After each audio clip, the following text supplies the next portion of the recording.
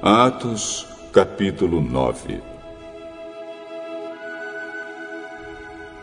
Enquanto isso, Saulo não parava de ameaçar de morte os seguidores do Senhor Jesus.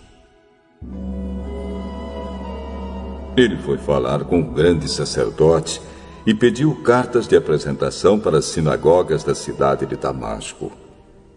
Com esses documentos, Saulo poderia prender e levar para Jerusalém os seguidores do caminho do Senhor que moravam ali, tanto os homens como as mulheres. Mas na estrada de Damasco, quando Saulo já estava perto daquela cidade, de repente,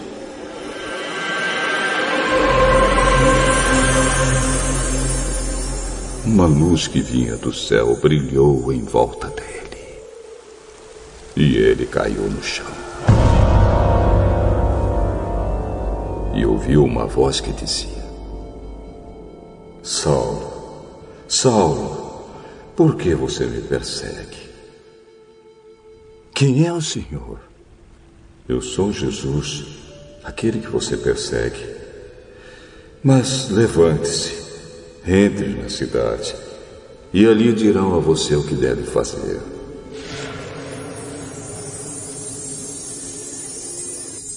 Os homens que estavam viajando com Saulo ficaram parados, sem poder dizer nada.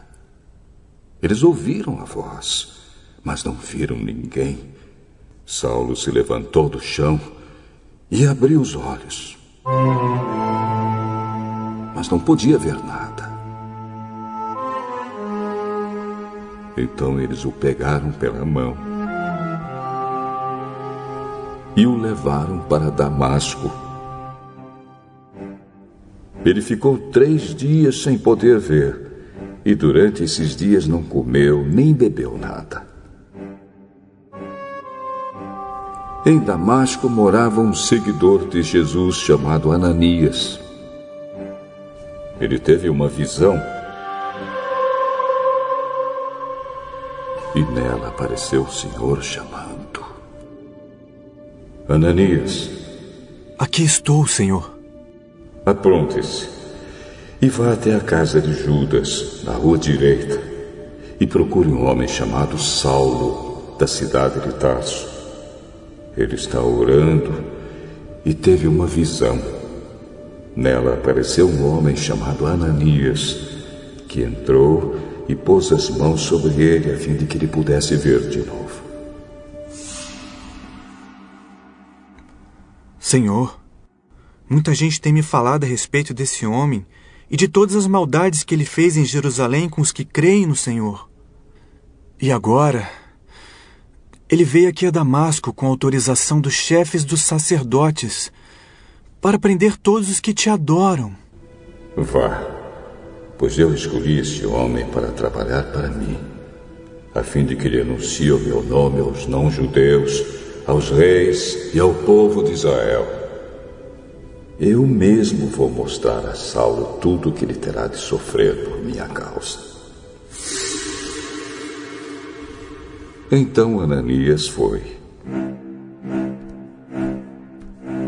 Entrou na casa de Judas, pôs as mãos sobre Saulo e disse: Saulo, meu irmão, o Senhor que me mandou aqui é o mesmo Jesus que você viu na estrada de Damasco. Ele me mandou para que você veja de novo e fique cheio do Espírito Santo. No mesmo instante, umas coisas parecidas com escamas caíram dos olhos de Saulo. E ele pôde ver de novo. Ele se levantou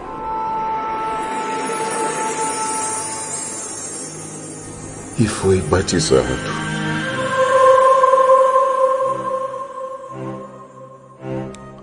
Depois ele comeu alguma coisa e ficou forte como antes. Saulo ficou alguns dias com os seguidores de Jesus em Damasco. E começou imediatamente a anunciar Jesus nas sinagogas, dizendo: Jesus é o Filho de Deus. Todos os que ouviam Saulo ficavam admirados e perguntavam: Não é este o homem que em Jerusalém estava matando todos os seguidores de Jesus? Não foi ele que veio até aqui para prender e levar essa gente ao chefe dos sacerdotes? Mas as mensagens de Saulo se tornavam cada vez mais poderosas. E as provas que ele apresentava de que Jesus era o Messias eram tão fortes que os judeus que moravam em Damasco não sabiam o que dizer. Muitos dias depois, os judeus de Damasco se reuniram e resolveram matá-lo. Mas Saulo ficou sabendo do plano deles. Eles vigiavam os portões da cidade dia e noite para o matar. Mas certa noite, os seguidores de Saulo puseram ele dentro de um cesto e o desceram por uma abertura que havia na muralha da cidade. Então Saulo foi para Jerusalém e tentou juntar-se aos seguidores de Jesus. Porém, todos tinham medo dele porque não acreditavam que ele também era seguidor de Jesus. Então Barnabé veio ajudá-lo e o apresentou aos apóstolos. E contou a eles como Saulo tinha visto o Senhor no caminho e como o Senhor havia falado com ele. Barnabé também contou como, em Damasco, Saulo, pelo poder do nome de Jesus, havia anunciado corajosamente o Evangelho. Depois disso, Saulo ficou com eles, andando por toda parte em Jerusalém. E pelo poder do nome do Senhor, ele anunciava corajosamente o Evangelho. Ele também conversava e discutia com judeus que tinham sido criados fora da terra de Israel, mas eles procuravam um jeito de matá-lo. Quando os irmãos souberam disso, levaram Saulo até a cidade de Cesareia. E depois o mandaram para a cidade de Tarso. Em toda a região da Judéia, Galiléia e Samaria, a igreja estava em paz. Ela ficava cada vez mais forte, crescia em número de pessoas com a ajuda do Espírito Santo e mostrava grande respeito pelo Senhor Jesus. Pedro viajava por toda a parte. Um dia foi visitar o povo de Deus que morava na cidade de Lida. Encontrou ali um homem chamado Enéas, que era paralítico e fazia 8 anos que não saía da cama. Pedro lhe disse: Enéas, Jesus Cristo já curou você. Levante-se e arrume sua cama. Na mesma hora, Enéas se levantou. Então todos os moradores da cidade de Lida e da região de Saron viram isso e se converteram ao Senhor. Na cidade de Jope havia uma seguidora de Jesus chamada Tabita. Este nome em grego é Dorcas. Ela usava todo o seu tempo fazendo o bem e ajudando os pobres. Naqueles dias, Dorcas ficou doente e morreu. Lavaram o corpo dela e depois o puseram num quarto do andar de cima. Jope ficava perto de Lida. Quando os seguidores de Jesus em Jope souberam que Pedro estava em Lida, enviaram 2 homens para levar-lhe o seguinte recado: Por favor, venha depressa até Jope. Então Pedro se aprontou e foi com eles. Quando chegou lá, eles o levaram para o quarto de cima. Todas as viúvas ficaram em volta dele, chorando e mostrando os vestidos e as outras roupas que Dorcas havia feito quando ainda vivia. Então Pedro mandou que todos saíssem do quarto. E em seguida se ajoelhou e orou. Depois virou-se para o corpo de Dorcas e disse: Tabita, levante-se. Ela abriu os olhos e, quando viu Pedro, sentou-se. Pedro pegou-a pela mão e ajudou-a a ficar de pé. Em seguida chamou toda a gente da igreja, inclusive as viúvas, e a entregou a eles viva. As notícias a respeito disso se espalharam por toda a cidade de Jope, e muitos creram no Senhor. E Pedro ficou lá muitos dias, na casa de um curtidor de couros chamado Simão.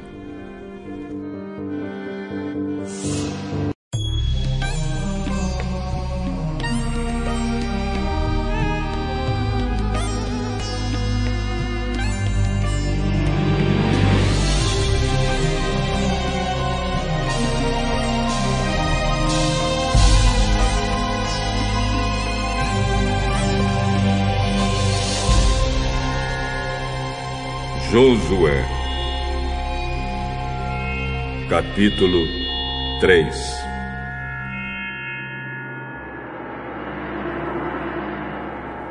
Josué e todo o povo de Israel se levantaram de madrugada.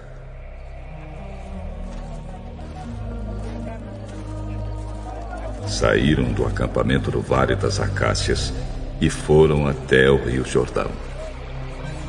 Antes de atravessarem o rio, eles acamparam ali.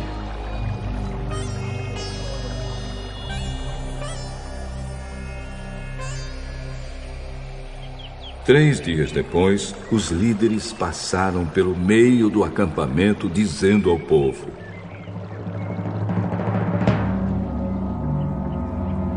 Quando vocês virem os sacerdotes levitas carregando a arca da aliança do Senhor, nosso Deus, arrumem as suas coisas e sigam a arca. Assim, vocês ficarão sabendo para onde ir, pois nunca passaram por esse caminho. Porém, não cheguem perto da arca. Fiquem longe dela mais ou menos 1 quilômetro.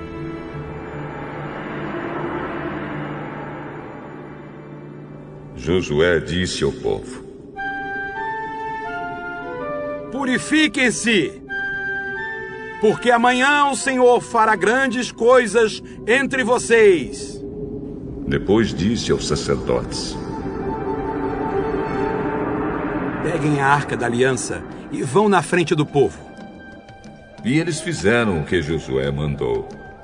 Aí o Senhor disse a Josué: Por causa daquilo que vou fazer hoje, todo o povo de Israel vai saber que você é um grande homem. Eles saberão que, assim como estive com Moisés, também estarei com você. Dê aos sacerdotes que estão carregando a arca a seguinte ordem: quando chegarem ao rio, parem dentro da água, perto da margem. Então Josué disse ao povo: Venham cá e prestem atenção naquilo que o Senhor nosso Deus vai dizer. Pelo que vai acontecer, vocês ficarão sabendo que o Deus vivo está entre vocês e que sem falta expulsará os cananeus, os heteus, os heveus, os perizeus, os girgazeus, os amorreus e os jebuseus. A arca da aliança do Senhor de toda a terra vai atravessar o rio Jordão na frente de vocês. Agora, escolham 12 homens, um de cada tribo de Israel. Quando os sacerdotes que estão carregando a arca da aliança do Senhor Deus, o Senhor de toda a terra, puserem os pés dentro da água, o Jordão vai parar de correr, e as águas da parte de cima ficarão amontoadas num lugar. Era o tempo da colheita, e as águas do rio haviam coberto as margens. Foi nessa ocasião que o povo saiu do acampamento para atravessar o Jordão. Os sacerdotes iam na frente, levando a arca da aliança. Quando chegaram ao Jordão e puseram os pés dentro da água,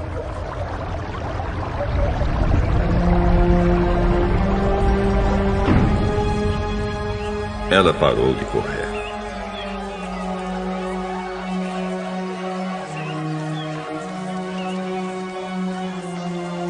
E ficou amontoada na parte de cima do rio, até Adã, cidade que fica ao lado de Sartã. Na parte de baixo, o rio secou completamente até o Mar Morto. Então o povo passou para o outro lado, perto de Jericó. Enquanto os israelitas atravessavam, pisando terra seca, os sacerdotes que levavam a arca ficaram parados no seco, no meio do rio Jordão.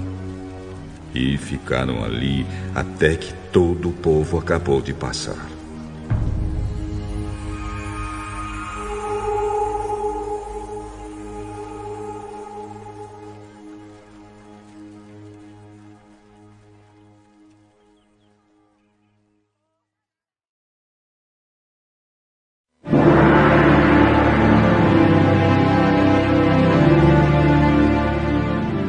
Jó, capítulo 22. Então Elifaz, da região de Temã, em resposta disse: Será que uma pessoa, por mais sábia que seja, poderia ser útil para Deus? Será que interessa ao Todo-Poderoso que você seja honesto? Que lucro tem ele se você é correto em todas as coisas? Se ele o castiga e o chama para prestar contas, não é porque você o adora com todo respeito, mas sim porque cometeu muitos pecados e as suas maldades não têm conta. Como garantia de um pequeno empréstimo, você ficava com as roupas dos seus patrícios e assim os deixava nus. Você não dava água para as pessoas cansadas, nem comida aos que tinham fome. Você usou a sua posição e o seu poder para se tornar o dono da terra. Você roubou e maltratou os órfãos e nunca ajudou as viúvas. Por isso, agora você está cercado de perigos. E de repente, o medo toma conta de você. A escuridão é tanta que você não enxerga nada. E uma enchente o arrasta.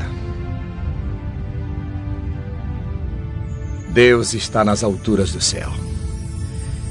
Ele olha para baixo e vê as estrelas, embora elas estejam lá no alto. Mas você pergunta: será que Deus sabe alguma coisa? As nuvens escuras ficam no meio. Como é que ele pode nos julgar? Jó, você acha que as grossas nuvens não deixam que Deus nos veja? quando ele está passeando pelo céu? Será que você quer andar nos caminhos que os maus têm seguido desde os tempos antigos? Eles morreram de repente, como se fossem levados por uma enchente. A Deus eles diziam: deixe-nos em paz. E comentavam: o que pode o Todo-Poderoso fazer em nosso favor? Hein? Vamos lá. Foi Deus quem encheu de coisas boas as casas dos maus. Porém, eu não quero pensar como eles. As pessoas honestas ficam alegres e as corretas riem ao verem destruídas as riquezas dos ricos e as sobras devoradas pelo fogo. Jó, faça as pazes com Deus. Deixe de tratá-lo como inimigo e assim ele dará a você tudo o que há de bom. Deixe que Deus o ensine e guarde as palavras dele no seu coração. Se você voltar para o Todo-Poderoso e se humilhar, se você acabar com a maldade que há na sua casa, se o ouro mais precioso não tiver valor para você e for como pó ou as pedrinhas do ribeirão, então o Todo-Poderoso será o seu ouro puro, será a sua prata mais preciosa. Ele será a sua alegria e você poderá olhar para ele com confiança. Ele ouvirá as suas orações e você lhe dará o que prometer. Tudo o que você fizer dará certo e a luz brilhará no seu caminho. Deus rebaixa os orgulhosos, mas salva os humildes. Ele o salvará se você for inocente, se for correto em tudo o que fizer.